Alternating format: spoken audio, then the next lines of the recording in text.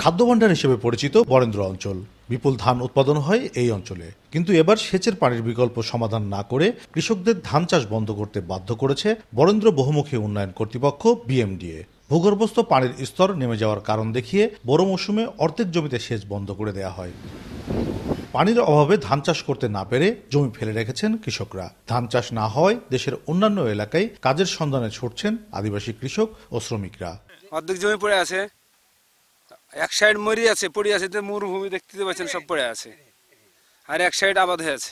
এটা মেনে নেওয়া লাগবে, যদি পানি না পায়, লাগিয়ে যদি ধান মরে যায়, সব দিকে টানাটানি হয়ে যায়, তাহলে তো দাম উঠবে না বা খরচ মিলবে না। পানির অভাবের লাগে তো পড়ে আছে, এই পানি না পাইলে তো আমাদের অসুবিধা হচ্ছে না, হচ্ছে আমাদের অসুবিধা। এখন যে খাটে খাওয়া মানুষ আমরা, পানি আপনার আগে যে পরিমাণ পাইতাম এখন ওই পরিমাণ পানি পাচ্ছি না।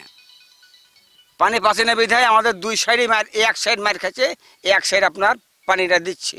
হঠাৎ করে সেচ সুবিধা বন্ধ ও কৃষকদের বিকল্প চাষাবাদের জন্য পর্যাপ্ত সময় না দেওয়ার দায় স্বীকার করে বরেন্দ্র উন্নয়ন কর্তৃপক্ষ জানায়, ভবিষ্যতে কৃষকদের ক্ষতি পুষিয়ে দিতে চেষ্টা করা হবে।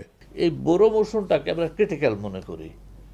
এরপরে যখনই গম কেটে নিচ্ছে, ভুট্টা তুলছে, তারপরে ওরা যাক এতে আউশে যাক, কোনো অসুবিধা নাই। কারণ আউশে আপনি জানেন যে সিজনের শেষের দিকে, মধ্য থেকে শেষের দিকে অলরেডি আকাশে কিছু বৃষ্টি পাওয়া যায়, তো আমরা ওইটা অ্যাভেল করতে চাচ্ছি। বিএমডিএ কর্তৃপক্ষ সেচ সুবিধা বন্ধ করায় জেলায় ধান উৎপাদন কমেছে বলে জানিয়েছে কৃষি বিভাগ। কৃষকরা অন্য ফসলে চলে গেছে। আমাদের টোটাল জেলাতে বড় কমে গেছে, আগে ৭২,০০০ ছিল, এখন ৬৮,০০০ হয়েছে, কিন্তু এটা আবার আমাদের কিন্তু ভুট্টা, গম, সরিষাতে বেড়ে গেছে। এদিকে বিশেষজ্ঞরা বলছেন, এমন সিদ্ধান্তের ফলে বরেন্দ্র এলাকার মাঝারি থেকে ছোট এবং আদিবাসী চাষিরা তীব্র অর্থনৈতিক সংকটে পড়বে, খাদ্য ভাণ্ডারেও টান দেখা দেবে।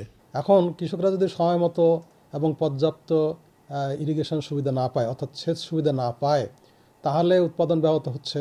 এবং এবার যেটা দেখা যাচ্ছে যে প্রচুর পরিমাণ জমি অনাবাদি অবস্থায় পড়ে রয়েছে।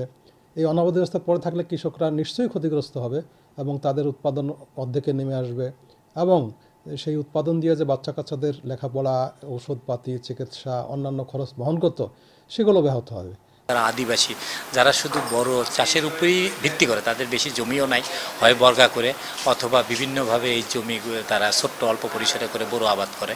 তো এই বড় ধানের যদি সেচ না দেওয়া হয়, তাহলে প্রোডাকশন ধানের চিটা হয়ে যাবে। চেয়ারম্যানের একক সিদ্ধান্তে ও বোর্ড সভায় অনুমোদন ছাড়াই নতুন সেচ নীতিমালা মাঠ পর্যায়ে বাস্তবায়ন শুরু করেছে বিএমডিএ, যার নেতিবাচক প্রভাব পড়তে শুরু করেছে ফসল উৎপাদনে।